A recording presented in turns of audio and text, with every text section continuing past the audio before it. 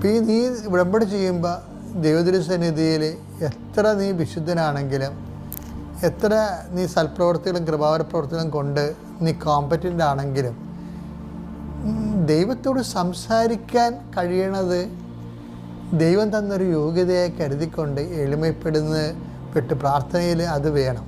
അതാണ് കുഷ്ഠരോഗിയും പറയണത്, അങ്ങക്ക് മനസ്സാകുന്നെങ്കിൽ. എനിക്ക് വേണ്ടി ആരും മനസ്സാകുന്നില്ല.